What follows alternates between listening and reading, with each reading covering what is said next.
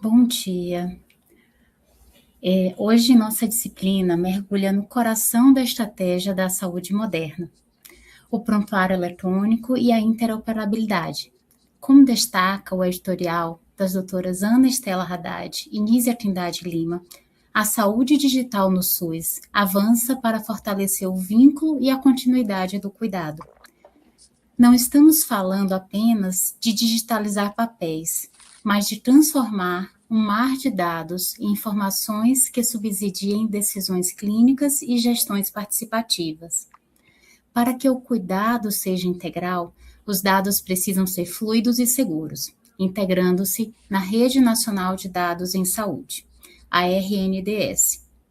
Para guiar nossa discussão técnica e ética, recebemos hoje 2 expoentes da área, a doutora Beatriz de Faria Lima e o mestre Ítalo Macedo. Sejam bem-vindos à nossa disciplina de saúde digital. Ficamos muito felizes com a participação de vocês. Irão enriquecer bastante, né, a nossa discussão e o nosso conhecimento. A doutora Beatriz de Faria Leão tem formação médica pela Universidade Federal do Rio Grande do Sul, é doutora em medicina pela Unifesp, tem pós-doutorado em informática em saúde pela Erasmus University na Holanda, é uma pioneira no setor, fundadora e ex-presidente da Sociedade Brasileira de Informática em Saúde, membro da Academia Internacional de Ciências de Informática em Saúde. Atua no Hospital Sírio-Libanês desde 2014, integrando atualmente a carteira de inovação da Diretoria de Compromisso Social. Seja bem-vinda, professora Beatriz. Muito obrigada, Helena, e eu agradeço muito o convite, parabenizo vocês pelo curso, acho que é muito importante formar pessoas nessa área, a gente tem um vazio de formação no Brasil, então meus cumprimentos. Queria saber se eu posso começar, não estou enxergando vocês, só o meu slide. Sim, pode começar, professora. Então, tá bom. Me pediram para falar sobre prontuário eletrônico. Inicialmente, eu só queria fazer uma declaração que eu não sou funcionária pública, eu não represento qualquer esfera de governo e essa apresentação reflete unicamente a minha posição pessoal, eu não estou aqui representando o Hospital Sírio-Libanês. Mais recentemente, acho que vale a pena comentar, a WHO criou um grupo de consultores de aconselhamento e eu faço parte desse grupo, que é o GDHCN, Global Digital Health Certification Network, que nós vamos conversar um pouquinho mais na frente, porque eu acho que isso é o que tem de mais atual hoje na construção de infraestruturas públicas digitais. Então, nós vamos tentar fazer um roteiro que dê tempo para a gente discutir, compartilhar essa aula com o Ítalo, que é a maior autoridade em interoperabilidade no Brasil, é uma enorme honra. Então, nós vamos falar da história do prontuário, o que é um prontuário de verdade, algumas coisas da nossa legislação, a parte de FHIR e BR-Core eu vou passar muito rápido, comentar alguma coisa da RNDS e o futuro. Então, eu acho que um ponto fundamental é que esses sistemas de registro de prontuário eletrônico, eles obrigam o médico a passar muito tempo no sistema em vez de passar com o paciente. Tem uma série de publicações que mostram isso, né? Que é o tempo fora do horário de trabalho que o médico tem que ficar preenchendo as anotações clínicas. A Associação Médica Americana, em 2024, publicou que 22,5% dos médicos gastam mais de 8 horas por semana fora do horário deles preenchendo dado em sistema eletrônico. 36 minutos no prontuário eletrônico para cada 30 minutos de consulta agendada.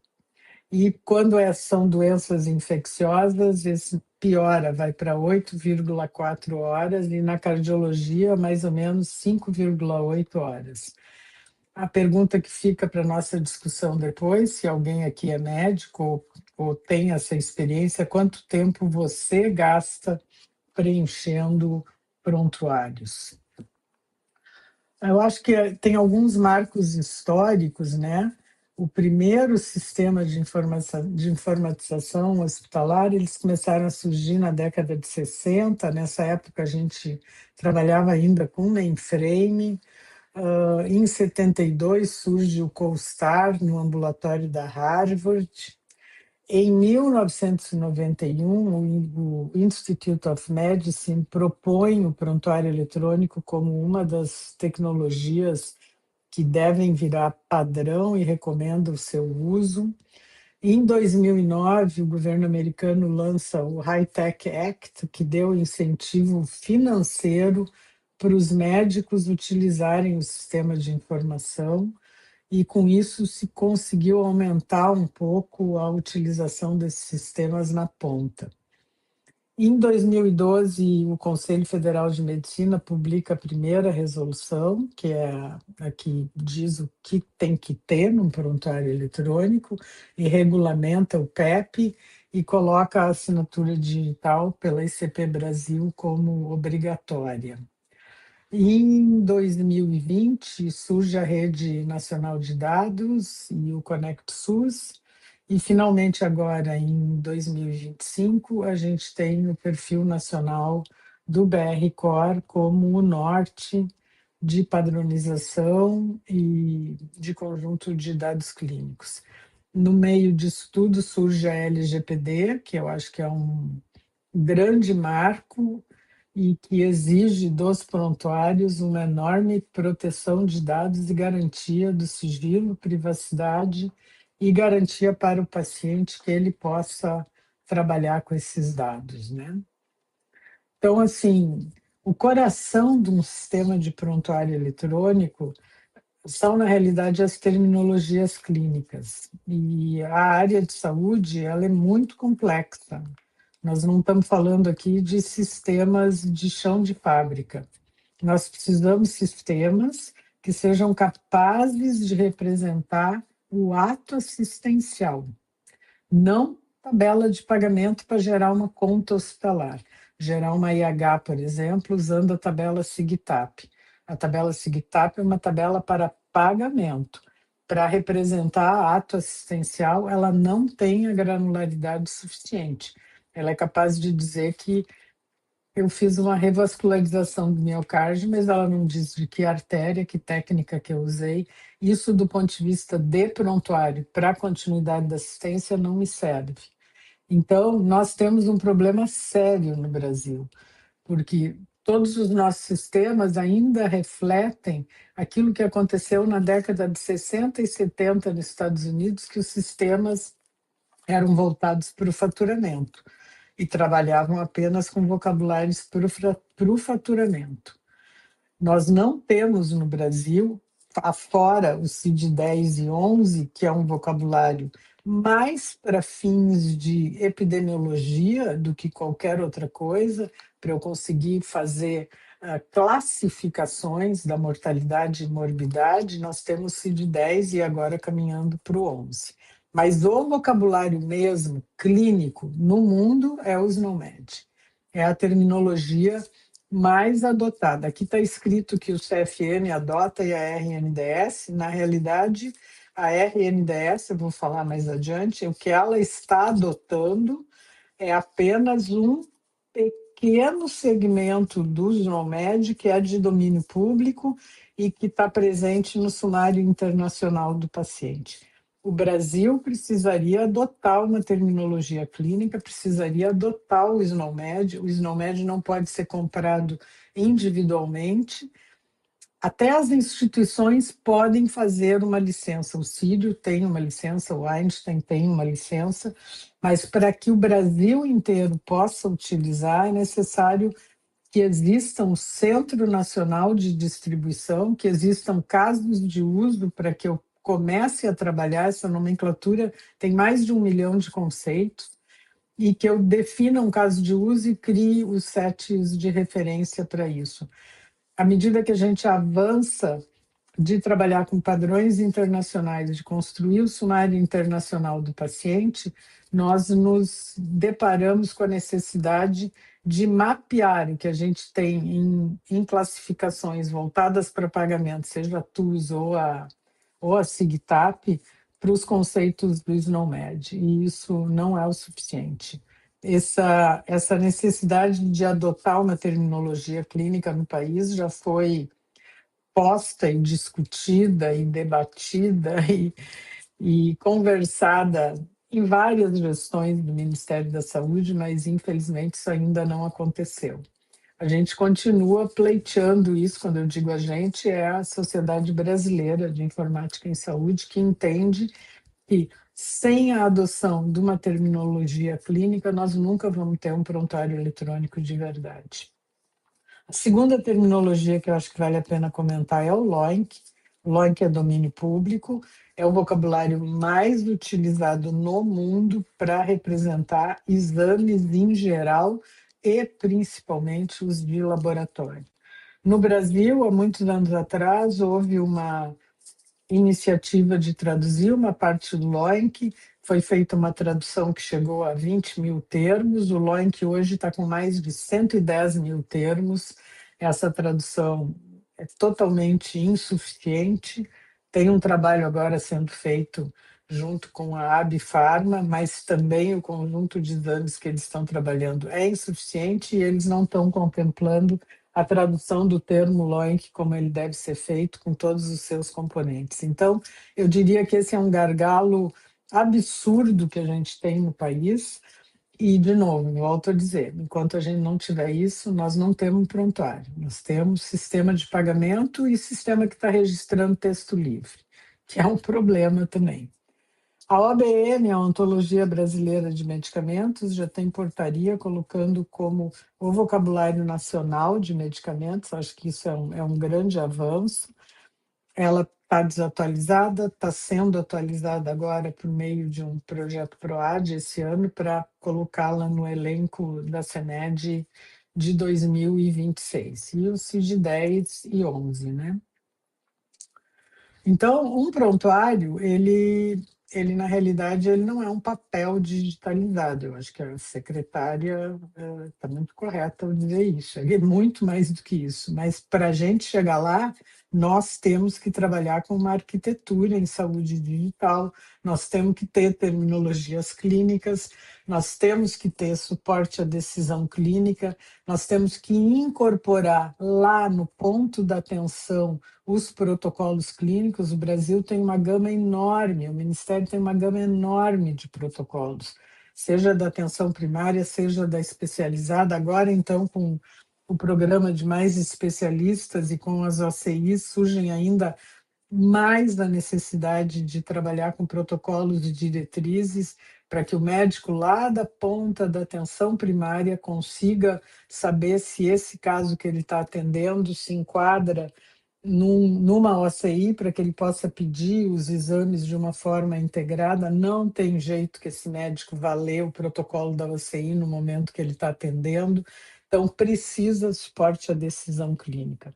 Interoperabilidade, sem interoperabilidade eu não consigo trocar os dados, né? A RNDS coloca já alguns padrões para que eu consiga trocar os dados, mas, de novo, eu quero deixar claro de que eu estou trocando dados focados em pagamento, eu estou trocando procedimento realizado com SIGTAP. Não é, do ponto de vista da continuidade da assistência, não é suficiente, né? Eu tenho que dar acesso ao paciente, a LGPD me obriga a fazer isso, o paciente tem que ter direito de acessar o seu dado, saber quem acessou e, se quiser, pedir para alterar e dizer, não, eu nunca disse isso, você precisa alterar isso no sistema, né?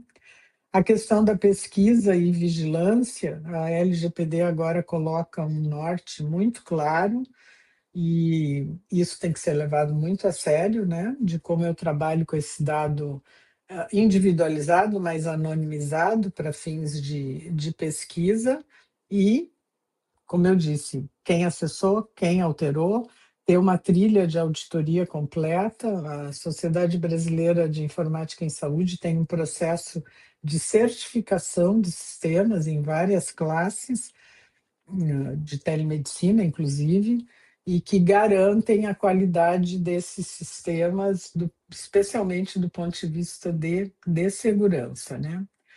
Tem algumas coisas da legislação brasileira que eu acho que são importantes, né?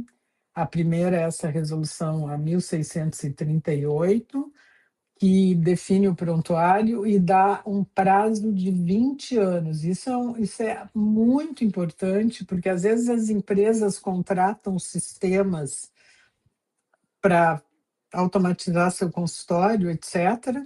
E no meio desse processo querem mudam de sistema e esquecem de que esse dado que está guardado na nuvem do fornecedor que forneceu o software para ele precisa ficar guardado 20 anos. Então, esse é um ponto fundamental que a gente não sabe se está acontecendo, a legislação exige e tem que ser atendido, né? A questão da assinatura digital, o Brasil é um país bastante avançado do ponto de vista de infraestrutura pública digital, né? A gente tem o eGov, tem a assinatura pela ICP Brasil, e o Conselho exige isso, né? A questão da LGPD, a LGPD é fundamental, eu acho que ela muda o norte, eu acho que tem muito pouca empresa que está sendo multada, mas, mas a gente sabe que existem excessos acontecendo, né? Perdão. A portaria que instituiu o RAC, eu acho que a Covid nos ajudou a avançar muito com isso, de mandar os dados para a RNDS, e a portaria que regulamentou a telemedicina também ocorreu no contexto da Covid, né? E, finalmente, a RDC da Anvisa, que faz da rastreabilidade de medicamentos para integração e dispensação, né? Bom, o Brasil adotou na RNDS o padrão que é o mais utilizado, eu vou deixar para o Ítalo falar sobre isso, né? Que é o padrão FHIR, que chama Fast Healthcare Interoperability Resource. Ele é do HL7, o HL7 é uma das maiores instituições produtoras de padrões na área de saúde. O FHIR, na realidade, é uma evolução de um padrão que começou lá no final da década de 80, junto com o LOINC, para trocar mensagens em texto de resultado de exame de laboratório. E ele veio evoluindo e o Ítalo vai contar um pouco dessa história, né? Foi construído, então, na realidade, o FHIR permite, ele é um conjunto de pecinhas que eu junto para construir e representar dados clínicos. Eu acho que essa é a beleza do FHIR, né? Ele tem até recursos de claims para eu fazer a conta, mas o core do FHIR são os recursos para eu trabalhar com o conteúdo clínico. E se a gente vai estudar o FHIR, a gente vai ver que nos acoplamentos semânticos com os vocabulários, os principais vocabulários que ele usa são LOINC e SNOMED. Então, o perfil brasileiro criou pacientes, profissionais, diagnósticos, procedimentos e atendeu. A importância do BR-COR é que ele usa o perfil canônico do HL7 e especializa para o Brasil olhando a legislação. Então, quando a gente diz, por exemplo, raça, cor, como é que tem que ser representado, é porque no Cadastro Nacional de Usuários pelo SUS, a gente usa esse domínio. Então, toda e qualquer informação que está lá como required, ela está lá porque existe uma legislação atrás. Deu bastante trabalho construir o BR-COR e verificar essa legislação, e ele está no momento... a gente gostaria muito de ter opiniões a respeito do BR-COR, ele está publicado no HL7. O perfil da RNDS, ele é ele é um guia específico para um caso de uso específico, que é enviar os conjuntos de dados que a RNDS exige, como o RAC, o conjunto mínimo de dados, o registro de vacina e o diagnóstico laboratorial, por enquanto, apenas o da Covid, né?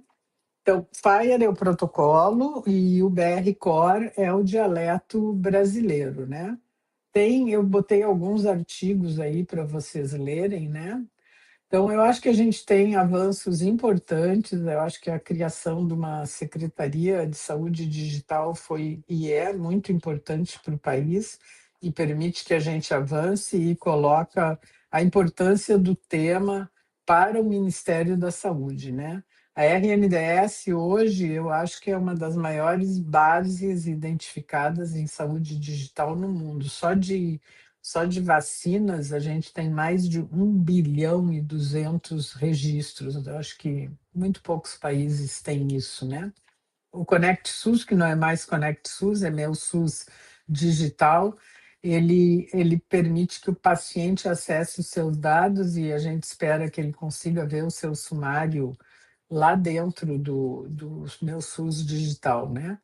Mais de 70% dos hospitais têm algum sistema de informação, mas, como eu disse, sem trabalhar com terminologia clínica. Então, a parte clínica, ela fica muito ainda em texto, né? O BR-COR foi publicado, a prescrição digital vem avançando, utilizando o OBM, mas, porém, nós temos uma fragmentação terrível no país, com ilhas de dados que não têm interoperabilidade.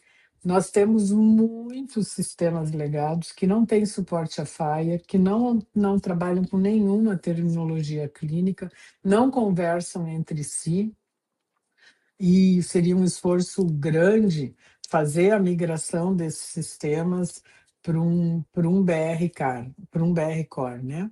Tem uma sobrecarga de documentação, tem uma desigualdade regional, o SUS é tripartite, o que é muito bom, mas ao mesmo tempo eu tenho diferenças regionais importantes. Mas eu acho que o ponto que me chama mais atenção é a capacitação insuficiente nessa área, para que a gente consiga fazer essa revolução que precisa ser feita. A gente precisa de profissionais que entendam dessa complexidade, que entendam dessa necessidade de uma arquitetura em saúde digital. A WHO tem, além de resoluções, a WHO tem documentos publicados sobre isso, né? De uma Digital Health Platform, onde ela explica como é que tem que ser construída essa arquitetura. E esse vão é um buraco negro no país, onde a gente não tem pessoas que entendam disso e que estão tomando decisões sem conhecer essa necessidade de uma arquitetura forte em saúde digital que contemple serviços de terminologia, que contemple interoperabilidade, etc., né? Então, no meu entender, o gargalo não é tecnológico, nós já temos toda a tecnologia necessária, nós precisamos governança, nós precisamos financiamento e cultura, né? O Brasil precisaria, no meu entender, fazer um programa nacional de capacitação em informática em saúde, formar doutores nessa área. Nós somos pouquíssimos doutores, pouquíssimos mesmo, dá para contar talvez nos 10 dedos, talvez 20, não mais do que isso. Com 20 doutores nós não fazemos nada. Nós precisamos mandar gente para fora para que eles voltem com esse doutorado e possam construir programas de doutorado em saúde digital no país para que a gente tenha pesquisador nessa área. Os programas de especialização, eles são fundamentais, mas eles não criam doutores. Sem doutores, nós não vamos ter pesquisa. Sem pesquisa, nós não temos pesquisador. E aí nós somos fadados a ficar consumindo o que está sendo construído lá fora, que não necessariamente nos atende. Então, esse gargalo é enorme e precisa de uma política pública, como já foi feita no Brasil para a área de ciência da computação há 40 anos atrás, que o governo incentivou a mandar profissionais para a rua, e eles voltaram e criaram hoje programas de pós-graduação em ciência da computação, que tem o nível mais alto na CAPES, tem Recife, tem Minas, tem no interior de São Paulo, tem São Paulo com a USP, tem aqui no Rio Grande do Sul com o Instituto de Informática. E são programas que formam profissionais que permitem e permitiram que o Brasil esteja hoje como um dos países com maior, com uma das melhores infraestruturas públicas digitais, com o Pix funcionando aí para todo mundo, com o eGov funcionando. Nós precisamos isso na área da saúde. Sem política pública, sem financiamento e sem pesquisador, nós não vamos conseguir fazer isso. Eu já estou velhinha, mas isso me preocupa profundamente, né? Eu queria falar um pouquinho do sumário internacional do paciente, porque ele é um norte em interoperabilidade, ele é uma proposta de construir um snapshot clínico, ele não é um prontuário, ele pega os dados que estão armazenados no seu prontuário, na RNDS, e gera um sumário mínimo não exaustivo, agnóstico a especialidades com os medicamentos, as alergias, os seus problemas e as suas vacinas. E esse sumário ele é fundamental, porque o paciente troca de rede de atenção e cada vez que ele troca de rede de atenção, o dado não vai com ele. E ele precisa repetir toda a história e contar de novo que ele é alérgico e que ele está tomando remédio para diabetes. Por que foi construído o sumário? Ele foi construído com o caso de uso de olhar emergências e urgências e atendimentos fora do domicílio. Entretanto, os países que já estão implementando estão utilizando como o sumário, o Canadá é um belo exemplo, estão usando como o sumário para atendimento no país. O paciente que atravessa de uma rede de atenção, sai da rede pública, vai para a privada, ele pode mostrar o seu sumário para quem ele quiser, na hora que ele quiser, para garantir o atendimento. Acho que isso é fundamental. O maior exemplo no mundo é a peregrinação à Meca, onde milhões de pessoas vão à Meca uma vez por ano, e hoje os que vêm da Indonésia têm que ter o sumário para entrar. Então, o sumário está representado num QR Code e ele mostra esse QR Code, e com isso eles já conseguiram baixar a mortalidade, que era muito alta, porque essas pessoas são idosas, têm doenças crônicas e morriam. E diminuiu mais de 50% a mortalidade dessas pessoas que peregrinam para a Meca. Então, o padrão foi um padrão construído pela ISO, mas ele foi adotado tanto pelo HL7, que construiu o guia de implementação, e o que ajudou muito a construção do IPS é que o SNOMED criou um subset de terminologia que é de livre uso, e é essa, apenas essa, que o Brasil pode utilizar. Então, o IPS está em uso na Europa, a RAGE 2024 é essa que eu contei para vocês. Na América Latina, nós testamos o IPS em Conectatonas, o Ítalo participou disso, representando o Ministério da Saúde. No Canadá, ele está em produção em várias províncias. O Canadá tem um sistema de saúde parecido com o nosso, mas os estados têm liberdade de construírem as coisas sozinhas, né? Nos Estados Unidos, o maior sistema, que é o mais utilizado na maioria dos hospitais, é o Epic, e ele está em produção desde maio de 2025. Tem um artigo que a gente publicou na Oxford em 2024 sobre o IPS no Brasil. A ideia é que ele esteja dentro do meu SUS digital.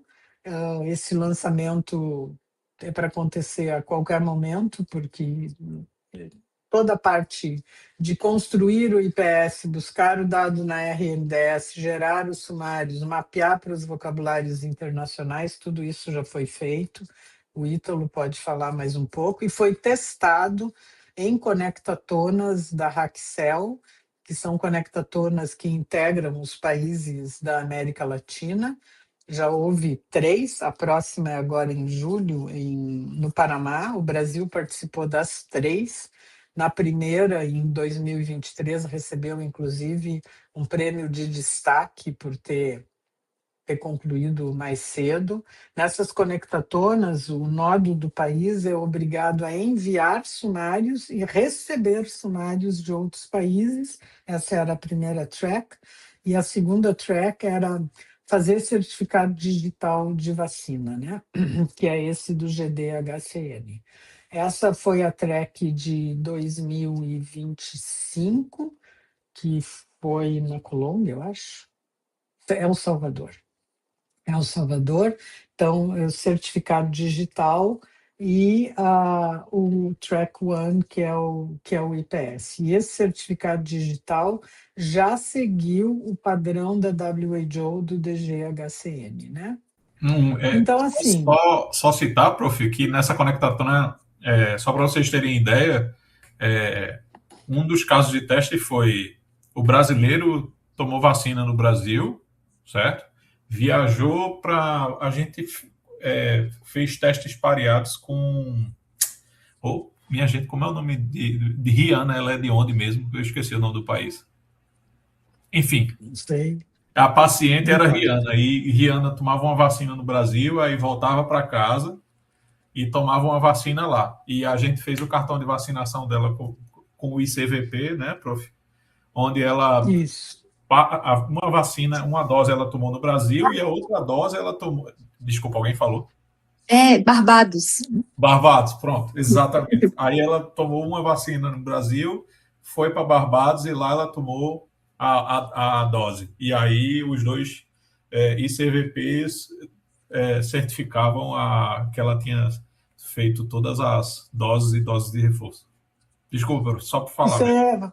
Não, eu acho que assim você trouxe um ponto fundamental, porque não é só mandar e receber IPS, é conseguir pegar a informação do sumário que essa pessoa viajou, tomou a vacina lá, e eu incorporo isso no seu sumário.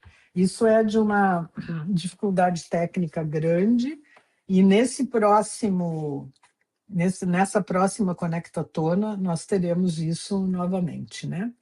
Então, assim, eu só queria deixar claro aqui que a IA é maravilhosa, a IA vai conseguir descrever texto, mas se eu não tiver atrás da IA que está lendo o caso clínico que eu estou descrevendo, paciente com dor precordial que irradia para o braço, blá, blá, blá, blá, blá, blá, se eu não tiver atrás um vocabulário que nem o SNOMED, eu vou gerar lixo, porque essas IAs alucinam. E se não tiver uma ontologia para guiar como que essa IA vai interpretar o que eu estou gerando, não vai funcionar. Então, de novo, ter o SNOMED atrás de uma IA dessas é fundamental, né? Então, eu deixei algumas perguntas aqui. O PEP é uma ferramenta ou um obstáculo? Como garantir que os dados do SUS cheguem ao especialista sem repetir tudo? Se a IA já escreve tudo, qual é o papel do profissional? E se eu já tenho tudo isso, BR Core e RNDS, por que eu ainda não tenho essa plena interoperabilidade? Eu vou deixar para o Ítalo, porque ele com certeza vai ajudar a gente a responder tudo isso. Como que eu paro de compartilhar? Parar. Ok, obrigada. Muito obrigada, professora Beatriz. Excelente apresentação e deu oportunidades a várias reflexões. Eu vou passar a palavra para o professor Ítalo e depois a gente faz as perguntas, né? A gente faz a nossa roda de conversa. O professor Ítalo é mestre em Ciências da Computação pela Universidade Federal de Pernambuco, é especialista em projetos de informática em saúde, com sólida formação internacional, é referência técnica em interoperabilidade em saúde, como a professora Beatriz falou, com diversos trabalhos publicados sobre a integração de sistemas complexos. É um prazer imenso ter você conosco, Ítalo. Seja bem-vindo. Vou passar a palavra para você. Vamos lá. Eu estou sem permissão para compartilhar os slides aqui. Vou passar sua permissão de novo. Valeu.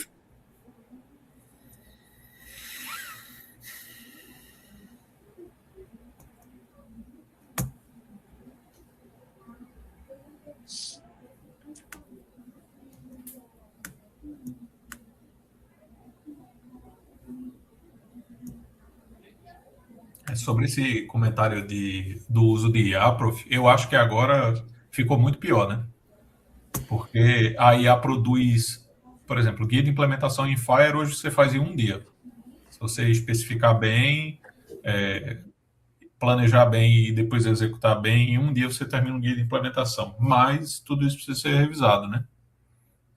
Porque se você passa esse guia para frente sem revisar, você sendo o responsável técnico pela especificação, você está sendo omisso. Então, você tem o agente gerando um monte de coisa e você tem muito mais trabalho agora para fazer um trabalho analítico, de revisar, garantir que está tudo certo, não produzir bolhufa. Então, assim, se está mais celery a coisa, eu tenho lá minhas dúvidas, né? Se você for irresponsável e não revisar as coisas que o agente propõe lá, você entra pelo cano. Eu tenho a mesma impressão, Ítalo, e eu acho que isso é em todas as áreas. Você tem hoje em dia dado um volume de informação imenso e tem de revisar com zelo se aqueles dados realmente procedem. Eu já fiz o compartilhamento contigo. Eu já te liberei, quer dizer. Estão vendo minha tela? Sim. Beleza. Deixa eu fazer uma jogada aqui. Bom, eu optei por não deixá-los muito impressionados, sobrecarregados, sobre o que é Fire, né? Vai ser uma apresentação bem de sobrevoo para vocês entenderem o que é, qual parte do problema que Fire resolve. Mas só deixando claro que, assim, tudo isso que está sendo citado aqui, que está sendo mostrado, tem um mundo de coisas que vocês podem se aprofundar, que no Fire, né, nos guias de implementação que o Fire tem, que tem guia de implementação no Fire para resolver todo tipo de problema. Relatoria de casos clínicos, linhas de cuidado computáveis, coordenação do cuidado, captura de dados estruturado de fichas clínicas. Me ajuda aí, prof, se eu estou esquecendo de alguma coisa. Terminologias, definição de vocabulários, como você fazer o acesso ao dado de forma autenticada, autorizada e consentida. Enfim, tem guia de implementação para um monte de coisa. Não sei se eu esqueci alguma coisa importante. Mas suporte à decisão hoje, né? Suporte à decisão. Guias que me ajudam. Exatamente. Bom, vamos lá. Aqui as peças de Lego são uma alegoria para entender o que é o padrão Fire, né? Então, primeiramente, eu preciso me apresentar. Quem sou eu? Bom, meu nome é Ítalo Macedo. Trabalho com saúde digital desde 2006. Comecei lá no Hospital das Clínicas da Universidade Federal de Pernambuco, com a professora Magdala Novaes. Já trabalho com saúde digital acho que esse ano eu estou completando 20 anos. Não é normal isso acontecer, porque quem faz ciência da computação envereda muito por outras áreas, mas, assim, acho que pelo meu contexto, né, a minha mãe, ela é bioquímica, farmacêutica, meu pai também, todo mundo da minha família é profissional de saúde, e eu acabei enveredando pela área também. Nunca trabalhei em outra área com ciência da computação, sempre trabalhei com saúde digital. Então, hoje eu sou membro do HL7 Brasil, a gente faz um monte de coisa, né, professora Beatriz? Ministra cursos, faz palestras, agora está tendo aula do FIRE intermediário, que já é um curso mais denso, mais exigente. Sou consultor da OPAS, trabalho com Ana Estela na CEDIG, Paula Xavier também, do DataSUS. Sou mestre em ciência da computação pela Universidade Federal de Pernambuco, fiz cursos de informática de saúde fora do Brasil, né? Na Universidade do Texas, por exemplo, eu fiz curso de informática de saúde, e eu sou arquiteto de interoperabilidade do Hospital Sírio-Libanês. Tá? E hoje a gente tem um cenário, né, na saúde digital, onde a gente tem silos de informação. Então, o Hospital A, a Clínica B, farmácia, primeiro de tudo, né? O Hospital A, por exemplo, pode ser um hospital de excelência que bate no peito dizendo que temos um data lake em saúde, né? E aí não consegue pegar dados, por exemplo, de prescrição, seja da Rede Nacional de Dados em Saúde, um conjunto mínimo de dados também da Rede Nacional de Dados em Saúde, não consegue pegar uma prescrição digital do MEMED ou Nexodata, enfim, de qualquer fornecedor desses de prescrição, né, eletrônica. Então, o cenário que a gente tem hoje é de silos de informação, né? Tem vários lagos aí de data lakes, de dados em saúde, mas é água salgada, né? É água para todo lado e ninguém bebe água de ninguém, basicamente. Então, você tem esses grandes silos, os hospitais, as farmácias, a rede da saúde suplementar, as operadoras de plano privado de saúde, a própria Agência Nacional de Saúde Suplementar, as clínicas, os laboratórios, os registros nacionais. Eu diria hoje que de registro nacional, o que funciona muito bem é o CADSUS, né, prof? CADSUS é amplamente utilizado e funciona muito bem. Um projeto, inclusive, que tem participação de professora Beatriz Leão, né, da implementação do PIX-PDQ. O PIX, que é você determinar a identificação do paciente a partir de qualquer outro identificador, e o PDQ, que é você determinar quem é o paciente pelos seus dados demográficos, basicamente. Então, o CADSUS funciona muito bem. Desses silos aí, eu diria que é um dos que funciona melhor, se não o melhor. E a gente tem também o padrão TIS, né? E a gente tem um ecossistema de operadores de plano privado de saúde que trocam dados com a ANS e com os seus prestadores. Isso funciona muito bem também. Mas vocês estão observando que cada um desses silos funciona muito bem.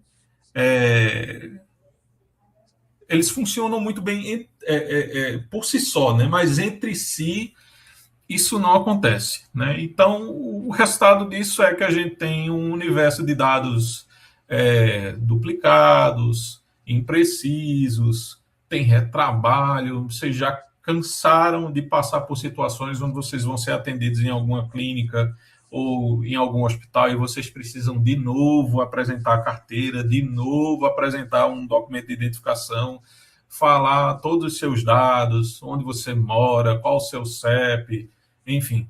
Isso acontece o tempo todo.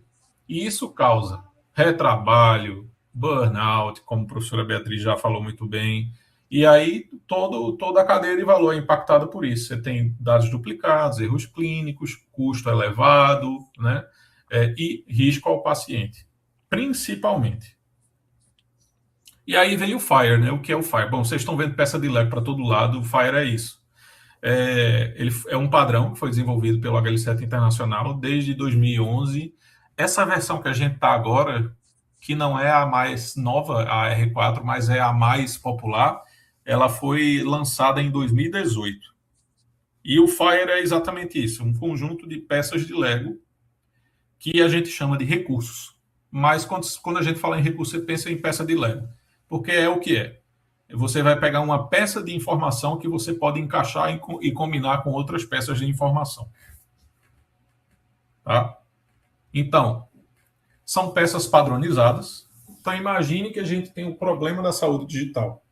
Né? O problema da saúde digital ele foi modelado pelo HL7 Internacional e ele foi modelado em cima de um modelo de informação que a gente chama de modelo de informação de referência. E aí, nesse modelo de informação, a gente tem tudo do universo da saúde, né? Paciente, estabelecimento, profissional de saúde, atendimento, sinal vital, resultado de exame, solicitação de exame, laudo de exame, solicitação de exame de imagem, laudo de exame de imagem. Tudo isso está modelado no modelo de informação de referência. Né? E o FHIR, ele pega esse modelo de informação de referência e ele instancia, né?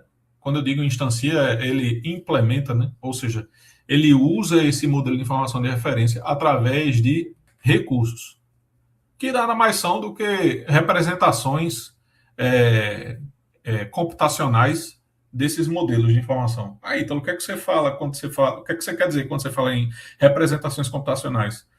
Quando as APIs, os sistemas de informação trocam mensagens, né, principalmente nesse caso os sistemas de informação de saúde, eles trocam informações em formatos que as APIs e as aplicações utilizam, normalmente em JSON, XML, em arquivo, enfim, nesses formatos.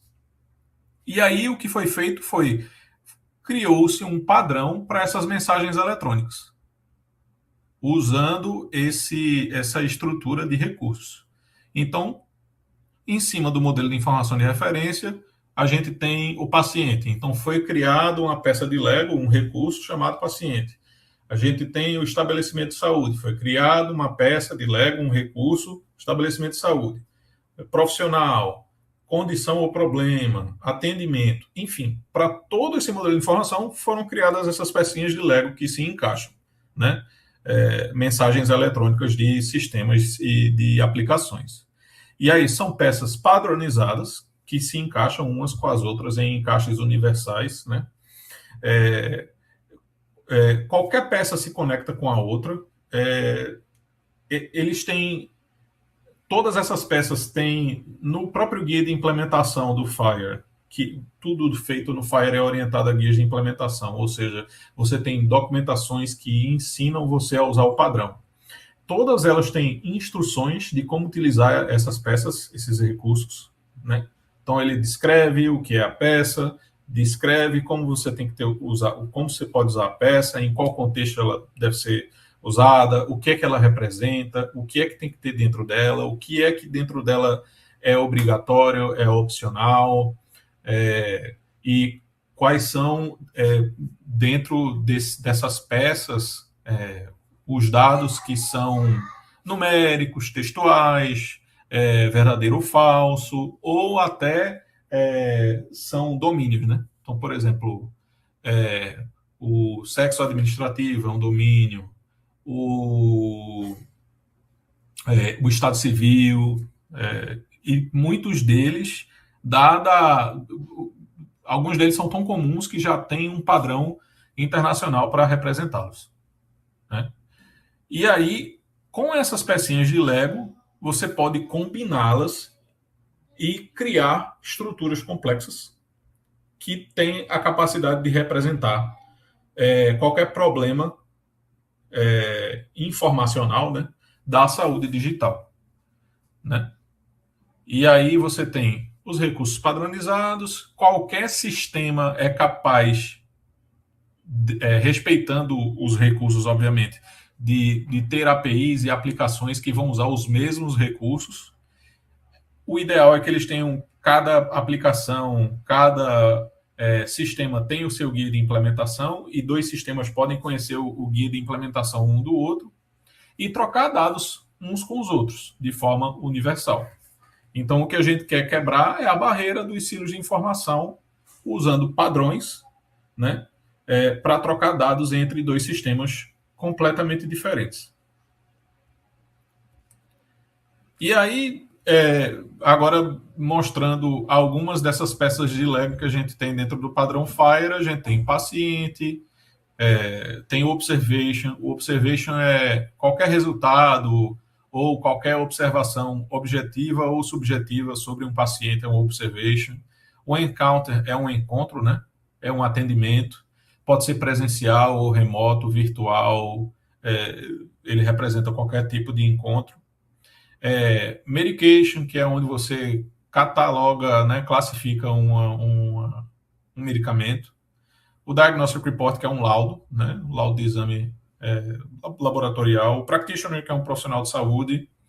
A Organization, que pode ser, por exemplo, um estabelecimento de saúde. O Allergen Intolerance, que você pode usar para representar uma alergia ou intolerância de um paciente, né?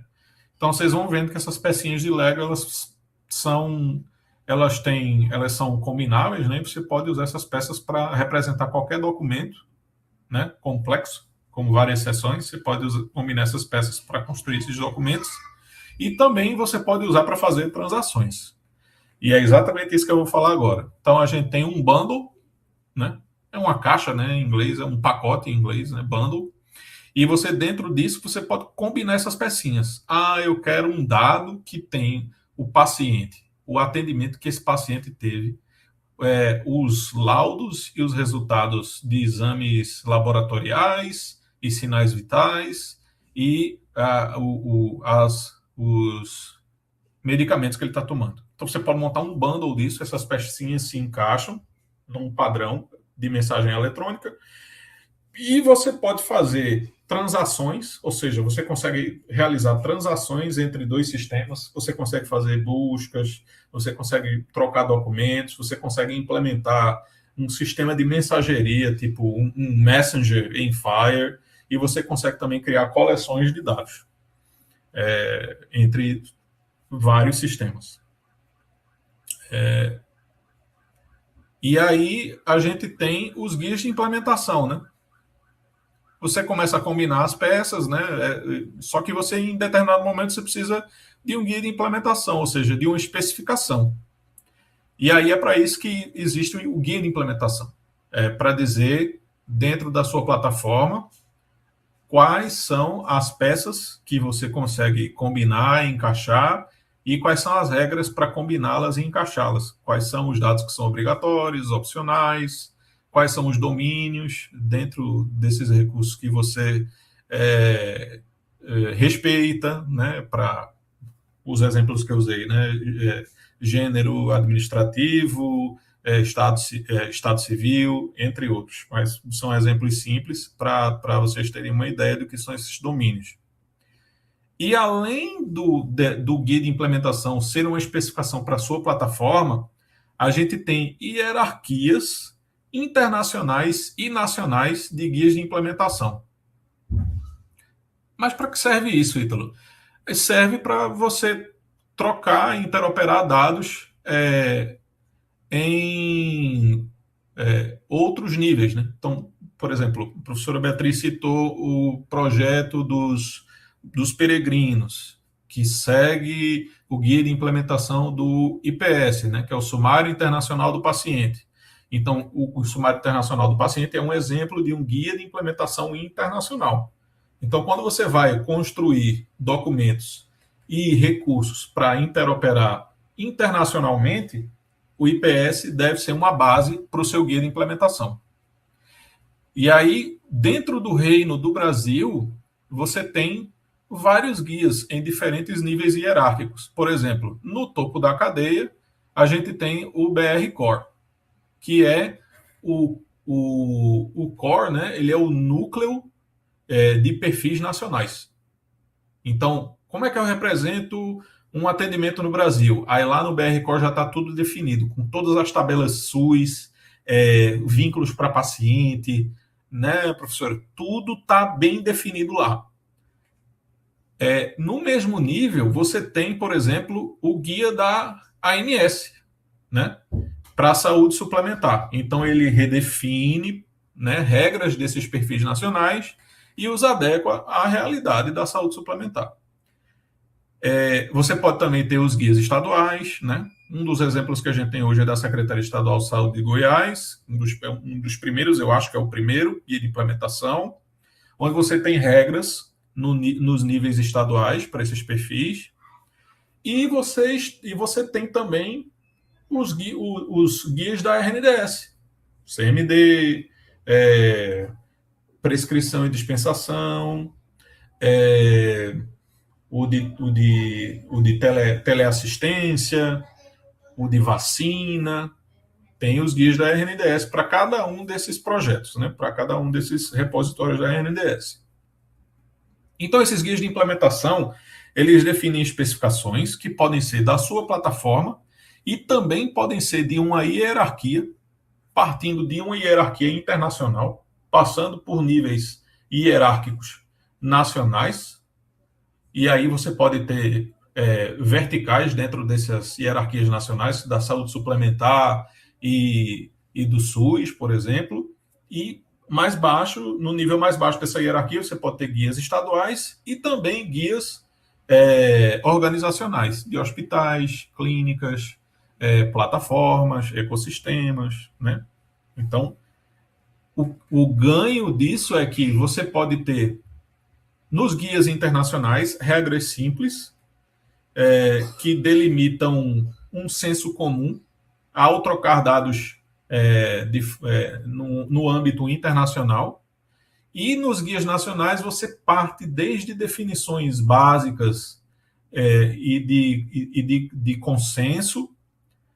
Há também a possibilidade de você ter marcos regulatórios, né? Lei que te obriga a usar determinado dado dentro de determinado domínio, e um dado, por exemplo, é obrigatório, vamos supor, CPF e CNS.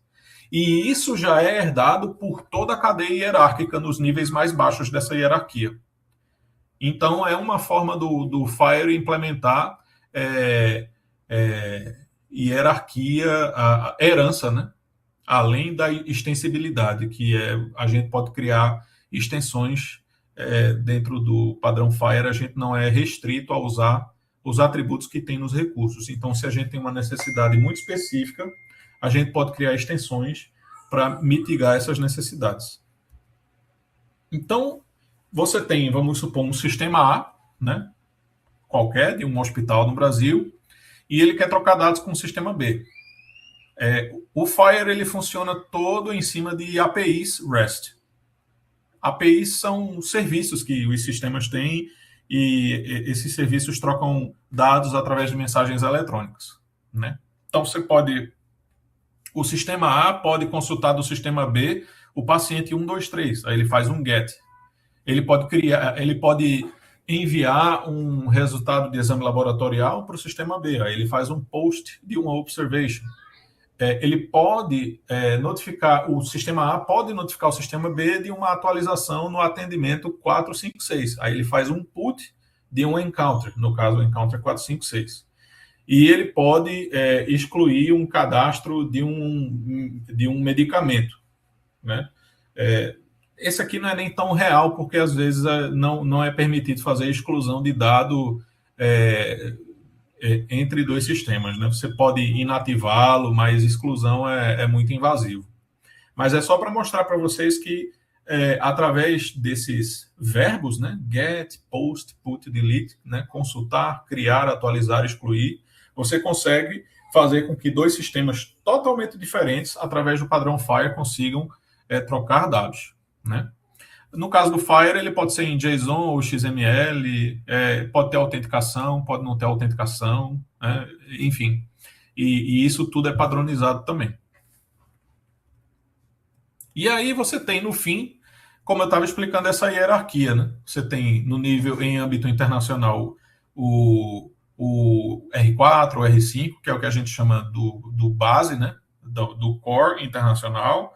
Aí aqui no Brasil, por exemplo, você teria o BR Core, aí teria a ANS, teria guias estaduais e teria guias organizacionais.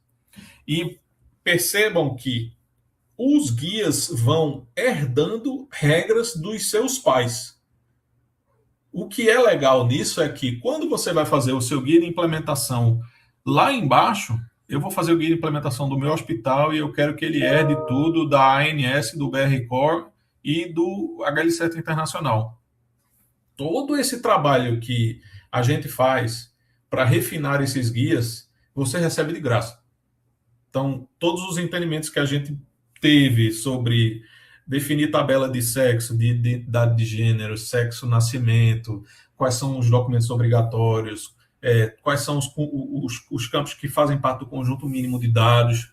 Se você herda esses perfis nacionais, você já ganha isso de presente para a especificação do seu sistema ou plataforma. E você já nasce apto a interoperar dados com outros estabelecimentos, respeitando as regras estaduais, seja SUS ou suplementar, nacionais e internacionais. Bom, e aí só estabelecendo, né? Os resources são as peças de Lego padronizadas e reutilizáveis, os guias de implementação são as especificações técnicas, os manuais que mostram como combinar e montar essas peças. Os bundles são essas peças encaixadas e combinadas para atender um propósito. A API REST é a forma como você dá o comando para encaixar essas peças, né? Então, cria para mim o paciente, me traz os dados do paciente, cria para mim o atendimento, me traz os dados do atendimento, toma aqui o meu resultado de exame laboratorial, me dá aqui o laudo de exame laboratorial, né? A API REST serve para isso, para de forma imperativa os sistemas trocarem dados entre si. E no caso, por exemplo, o BR Core e a RNDS são manuais de instruções do Reino do Brasil no FHIR. E é isso. É isso que eu tinha para mostrar para vocês sobre o padrão FHIR. Dúvidas, perguntas?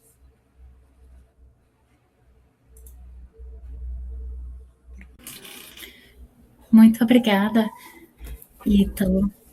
Eu vou passar para a Elina fazer essa condução das perguntas. Estão me ouvindo? Muito bem, Helena. Pronto. Primeiro, dizer da satisfação, né, de ter a professora Beatriz e Ítalo aqui, do nosso saudosismo, né? É muito bom ouvir vocês novamente, sempre ouvir vocês, que são grandes referências aí no território nacional e até internacional, e poder compartilhar isso com os colegas, né, da UFBA. Eu acho que esse debate ele traz várias provocações, a gente pensa em várias coisas, e aí eu gostaria de trazer algumas considerações e daí fazer algumas perguntas. A professora Beatriz, ela fala sobre a questão de qualificação de profissionais que tenham, né, um perfil de liderança para poder estar estabelecendo e implementando todos esses processos, e aí, de fato, a gente tem uma necessidade, e a gente vê, tanto na ponta quanto na gestão, uma necessidade muito grande de ter profissionais qualificados para poder dar conta dessa transformação digital que a gente deseja, né? E aí eu me lembro que lá em 2013, quando nós estávamos implantando o ESUS, na época era ESUS AB, agora é APS, e a gestão, né, nacional, ela fazia uma projeção de 10 anos para que a gente tivesse aí padrões de terminologias, ontologias e a implementação da interoperabilidade, né? E hoje nós estamos aí já em 2026, avançamos, mas temos muito ainda a avançar, e aí a gente tem vários desafios, né? E aí, quando a gente fala em prontuário eletrônico, nós temos tanto a questão da importância de uma gestão qualificada, quanto de profissionais que tenham essa cultura, esse desejo, de fato, de utilizar o prontuário eletrônico, de fazer um uso qualificado, né, do prontuário eletrônico, e a gente ainda tem essa dificuldade, né, e que é um dos grandes desafios que eu vejo na implementação do prontuário eletrônico no Brasil, né, a alta demanda, né, o processo de trabalho. Então, assim, de que forma nós vamos dar conta, né, de construir, né, essa cultura de fazer com que os profissionais vejam sentido no uso do prontuário eletrônico. E aí, assim, sempre que quando a gente discute, e até quando a gente discute os serviços de telesaúde, telemedicina, existe sempre essa preocupação dos profissionais, considerando aí o processo de trabalho, a dinâmica cotidiana nos serviços de saúde. E aí, assim, aqui em Portugal, eu percebi que não é tão diferente. Eu tenho feito observação em unidades de saúde, e aí a gente percebe que, sim, aqui o prontuário eletrônico, os profissionais, é uma ferramenta que acaba direcionando muito o processo de trabalho dos profissionais. No entanto, os enfermeiros colocam essa questão de sobrecarga, como no Brasil, e que não conseguem, né, ter um tempo de qualidade para inserir essas informações. Junto com isso, eles têm alguns problemas de que um prontuário eletrônico é um sistema muito bacana, a gente tem alguns sistemas de apoio à decisão clínica dentro do prontuário eletrônico, e aí no foco que eu trabalho, que é com rastreio de complicações do pé em pacientes que vivem com diabetes, eles têm esse tipo de sistema de apoio à decisão clínica no prontuário eletrônico, isso é muito bacana, muito embora eles não tenham um prontuário eletrônico com padrões de terminologias, de ontologia, e ainda não avançaram com a interoperabilidade. A gente até está mais avançado nesse processo. O que eu vejo uma diferença muito grande para o nosso prontuário eletrônico é o sistema de apoio à decisão clínica, né? Que eu achei tão potente aqui na perspectiva do pé diabético e que a gente ainda não tem no Brasil, né? Mas uma das perguntas em relação a isso é como é que a gente vai construir junto aos profissionais que estão lá na ponta essa perspectiva de utilizar de forma qualificada o prontuário eletrônico.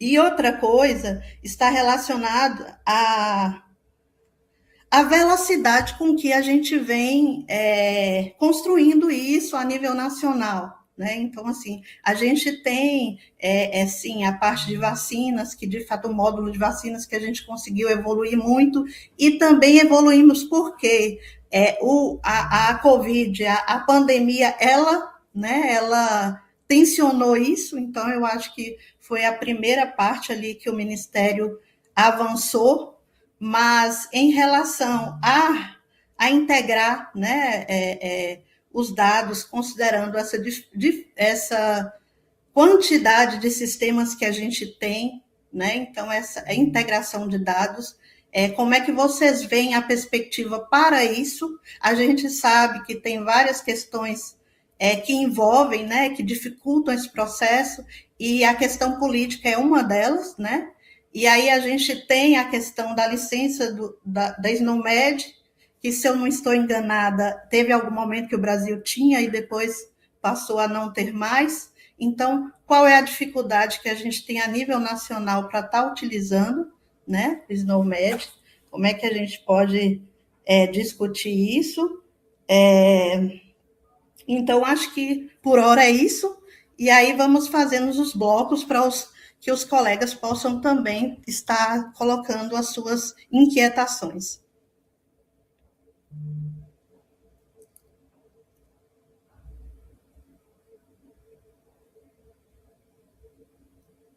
Professora Beatriz e Ítalo, se quiserem comentar e responder.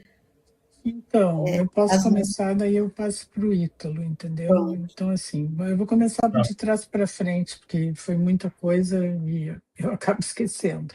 O SNOMED, ele tem que ser adquirido pelo país. quem tem que fazer essa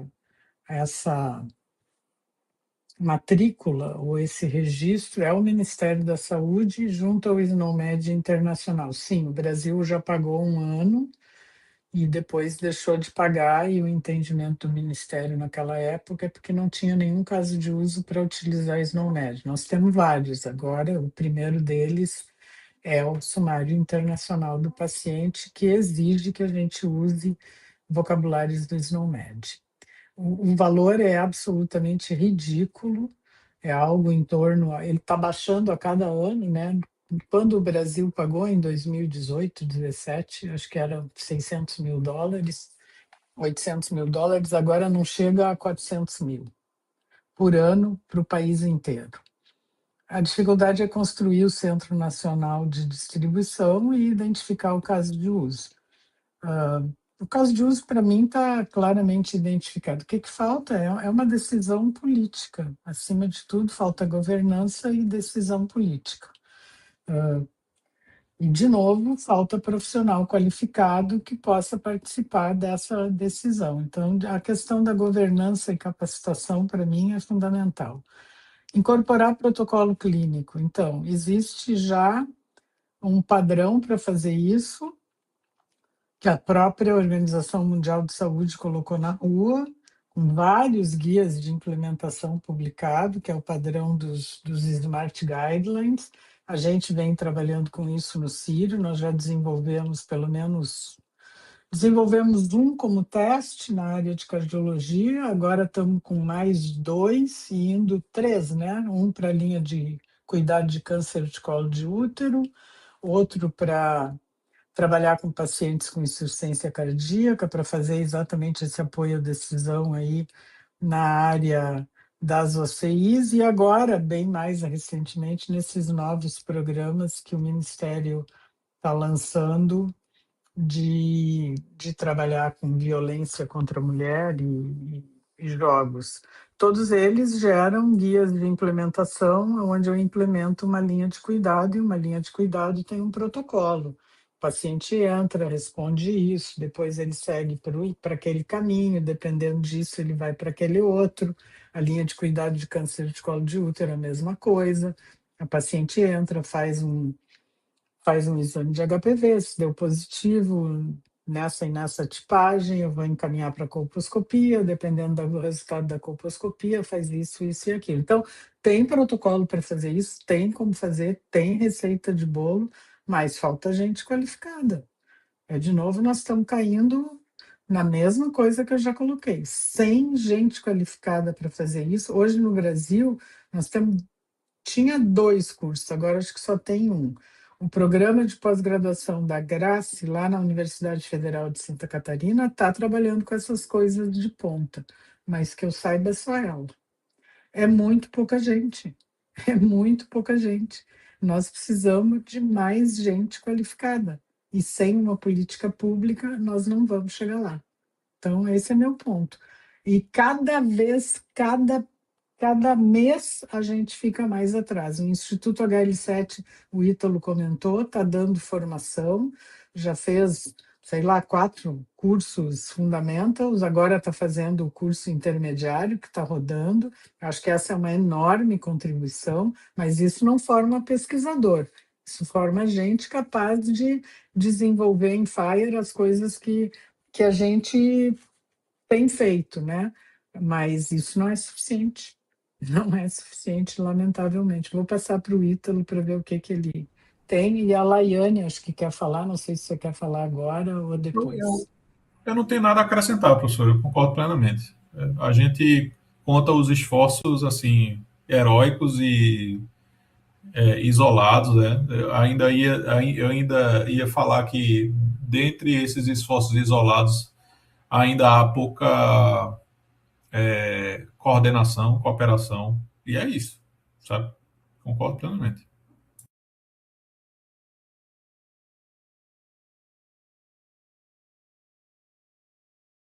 Laiane? Quem gostaria? Quem levantou? O Elman.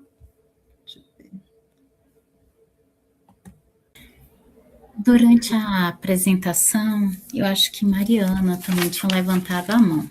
Eu vou deixar os alunos se pronunciarem primeiro, depois eu tiro minhas dúvidas.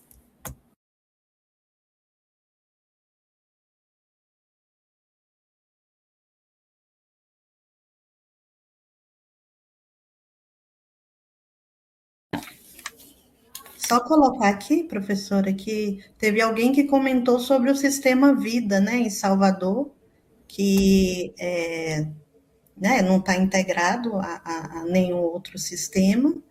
Fui Né? eu. Você gostaria de falar sobre isso? Pode Ah, ficar. eu tenho um relato. Tem sido muito complicado e eu tive uma situação de um paciente, né? Eu sou dentista, e uma amiga veio me procurar porque o conhecido dela, um garotinho pequeno, ele tem algumas comorbidades e precisa estar retirando a medicação, né? Principalmente as bombinhas, né? Que as farmácias no SUS, elas disponibilizam.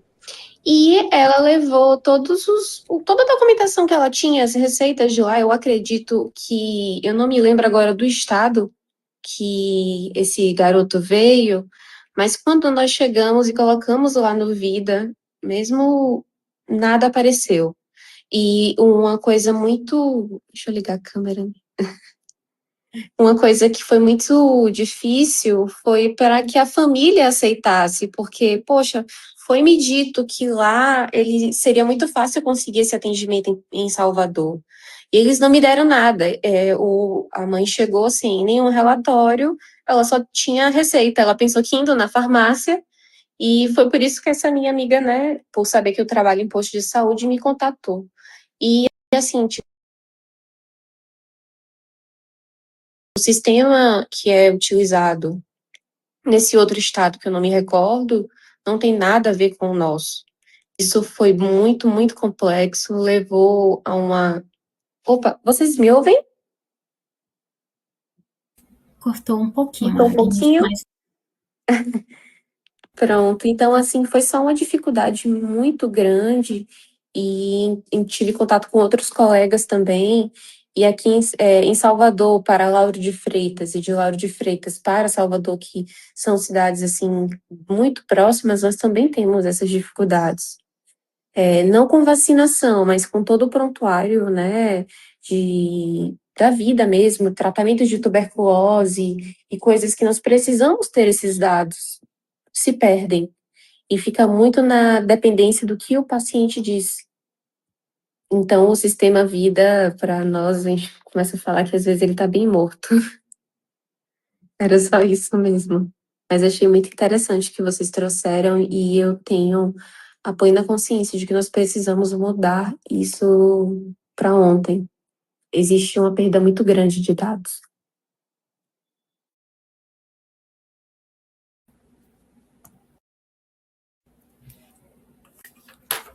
professora Beatriz ou professor Ítalo gostariam de falar?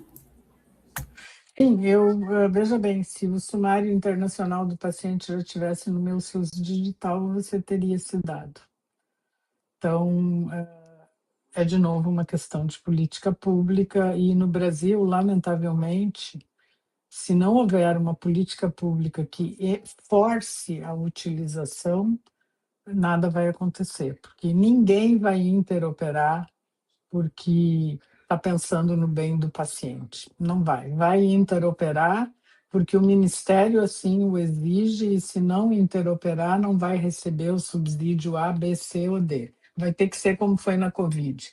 Todo laboratório é obrigado a mandar o resultado da Covid nesse padrão e tem que mandar e acabou, entendeu? Então, assim, se não tiver regulação, e de novo, o que que é isso? Governança. Então, se não tiver governança, não vai acontecer, gente. Não vai acontecer. Os pacientes vão continuar sem ter o seu dado. É uma história, essa história que você contou, ela se repete no Brasil inteiro. Eu atravesso a rua, saio de um hospital, vou para outro, eu tenho que repetir toda a minha história. Então, o sumário é para isso, é para resolver isso. Mas para que isso aconteça, é necessário que o atendimento do Vida suba para RNDS. Se ele subir para RNDS, eu consigo fazer ele aparecer no sumário. Então, o RAC está aí, é um padrão já posto, e ele permitiria que você recebesse esse dado. Mas, de novo, se não for forçado a, ninguém vai mandar. Acho que é isso. Obrigada, professora, concordo. A minha pergunta ou reflexão era mais ou menos nesse sentido, que a sensação que a gente tem é que a gente está numa torre de Babel, né? Falta comunicação entre os diferentes níveis que o paciente vai. E muitas vezes a gente enxuga gelo ao exame que já foi solicitado na atenção primária, passa pelo especialista, o especialista não tem acesso, vai pedir de novo, então são gastos, ou vai para o hospital, né, interna, os dados, o que foi solicitado no hospital, o que foi realizado, a história, isso não volta para a atenção primária ou para o nível especializado, e o paciente, ele não é visto na rede como um todo. Então, coisas que poderiam ser resolvidas mais facilmente, por falta de comunicação, isso não acontece. Aí, uma dúvida que eu tenho, a gente tem pensado muito no prontuário, em por exemplo, cada instituição tem o seu prontuário, mas esse prontuário, né, porque pelo nosso conselho, o prontuário é do paciente. Por que o paciente aqui não fica com as informações que foram geradas sobre ele? E ele dá acesso a profissional A ou B quando ele passar em atendimento. Isso é difícil de fazer?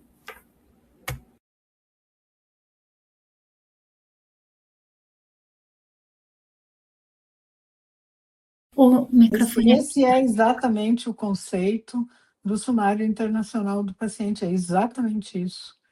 Ele empodera o paciente é que mostra o dado. Na hora que ele clicar no botãozinho lá no... Fala, Ítalo, pode explicar que você está mais ao par do que eu. Desculpa, prof. É centrado no paciente, né? O desenho do IPS é centrado no paciente. Então, o sumário está na mão do paciente, né? No celular dele, no meu SUS digital, e ele é o responsável pela concessão do consentimento a qualquer outra pessoa ou profissional de saúde que for acessar o sumário dele. E aí tem um QR Code, é um QR Code num padrão internacional, assinado com certificado digital, criptografado, unguessable, né? Como eles dizem, ele eita, qual é a melhor tradução para unguessable? Inadivinhável. Inadivinhável. Inquebrável, né? Não sei se é quebrar a criptografia dele e tal. E é isso, né? Não sei se a professora Beatriz quer falar mais alguma coisa, mas é isso. Você gera o QR Code, compartilha o QR Code com quem você quiser e a pessoa lê com a câmera e baixa o seu IPS, olha e pode compartilhar, passar para frente, adicionar novas sessões, né? Adicionar vacinas, é isso.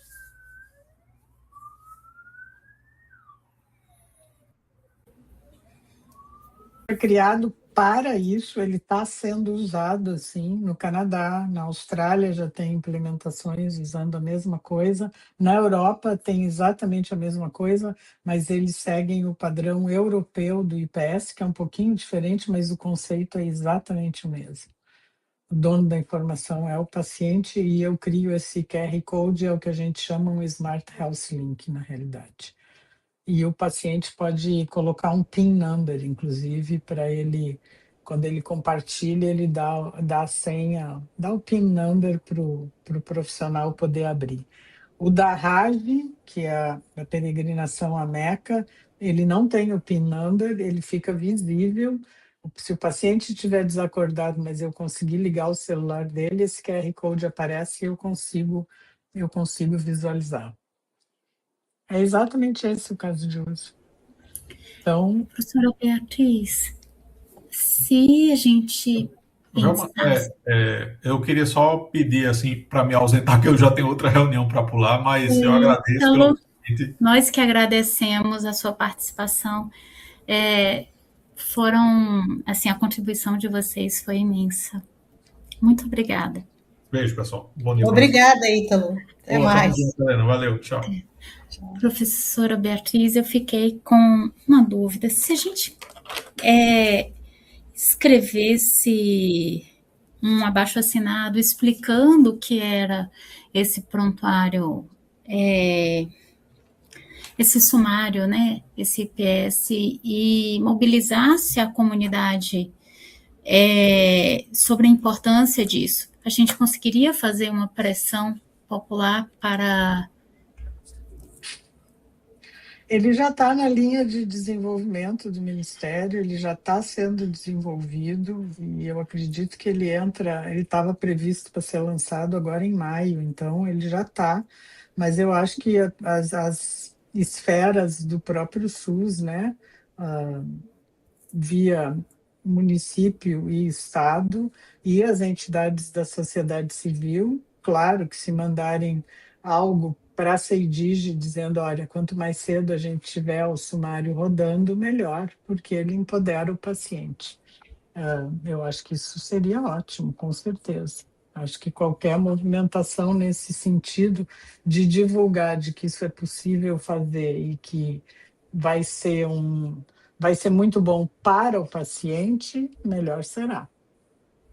Porque quando a gente fala em literacia digital, né, a autogestão da saúde, é até incoerente, né, a gente discutir isso e não evoluir nessa perspectiva para que o paciente ele tenha aí acesso aos seus dados, né? De fato, existe aí uma necessidade enorme de chegar a isso. Eu acho que a gente tem várias perspectivas aí de avanço, né? Talvez a gente não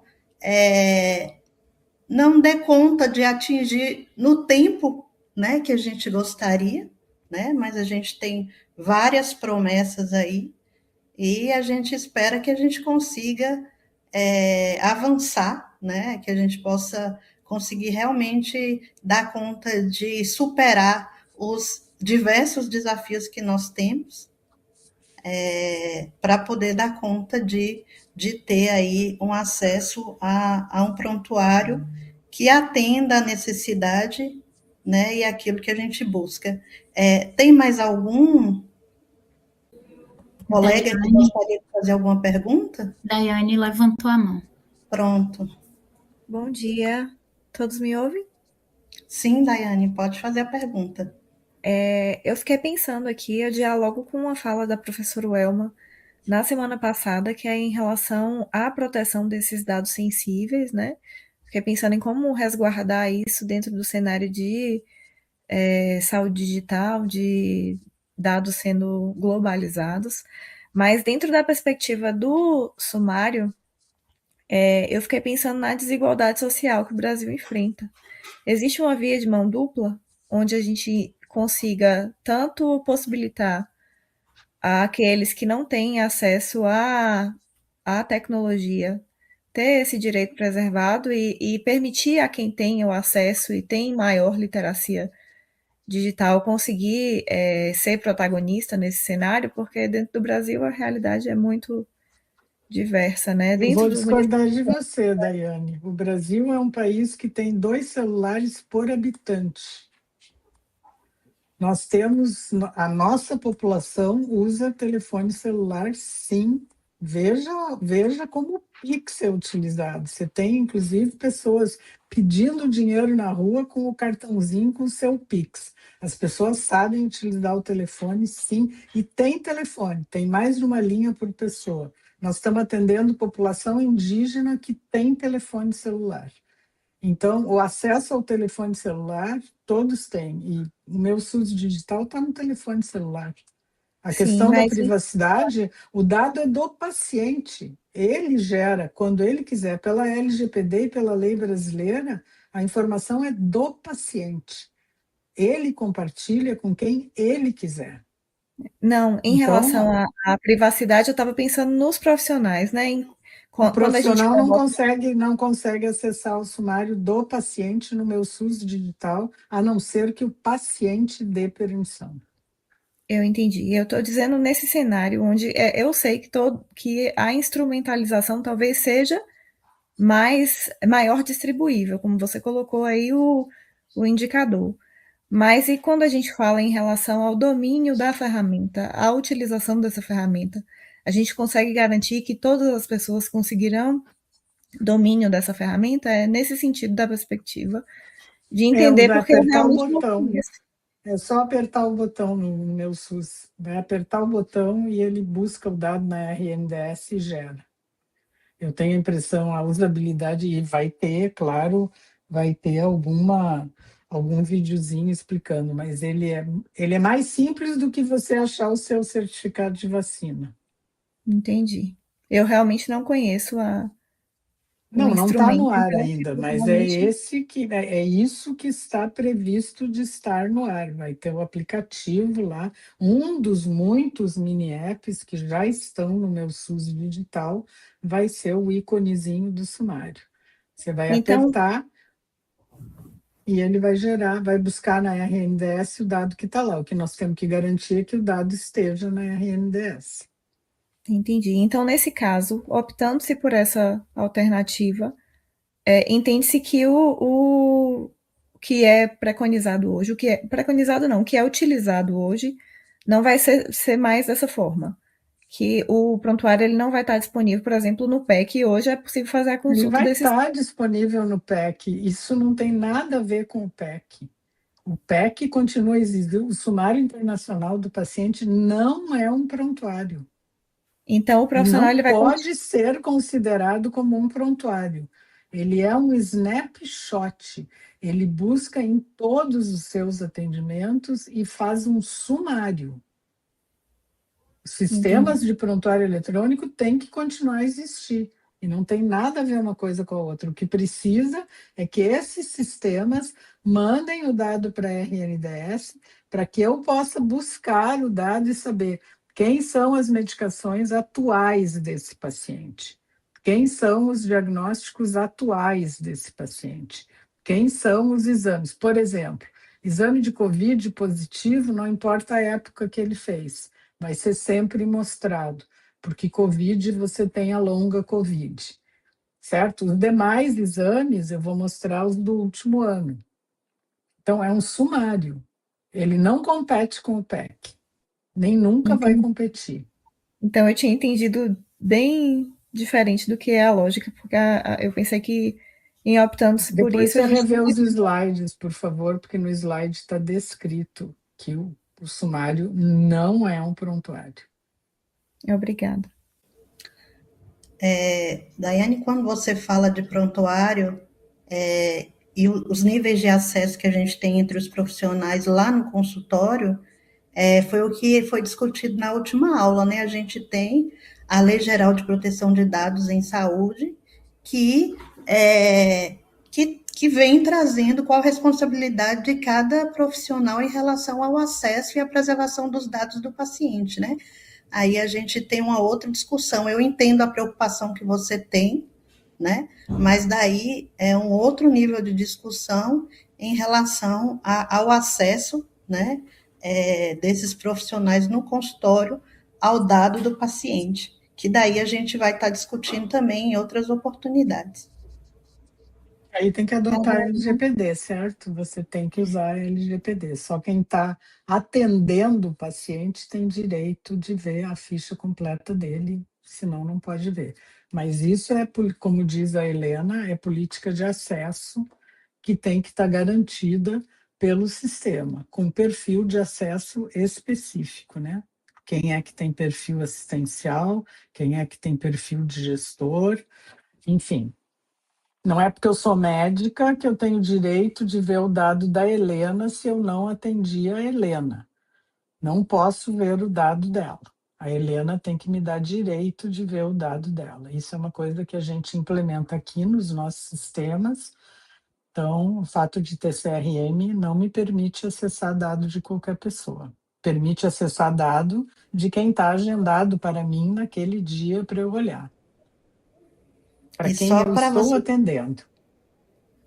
e só para vocês terem uma ideia do nível de segurança que vem se construindo, é que, por exemplo, os municípios, os estados que têm o centralizador estadual, eles só recebem dados administrativos. O centralizador estadual, ele não recebe dados clínicos, né? O RES, os dados não vão, só sobem para o Ministério da Saúde. Então, existe todo um processo, né, de segurança em relação a esses dados sensíveis.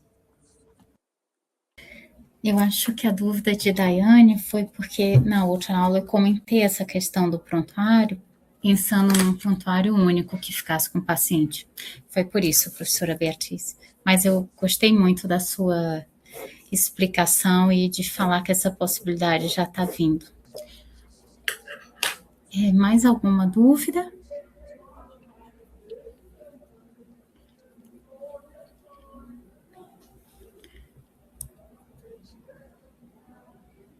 Eu acho que a gente precisa concluir, né? Porque a professora Beatriz também tem um outro compromisso. Acho que não há mais nenhuma pergunta. Eu vou só me despedir para passar a palavra para a professora Welma. Professora Beatriz, eu gostaria de mais uma vez agradecer, né, por sua disponibilidade. A senhora tem uma agenda tão apertada, né, tem vários compromissos, e por ter tido toda essa atenção com a gente realmente ficamos muito gratos por isso.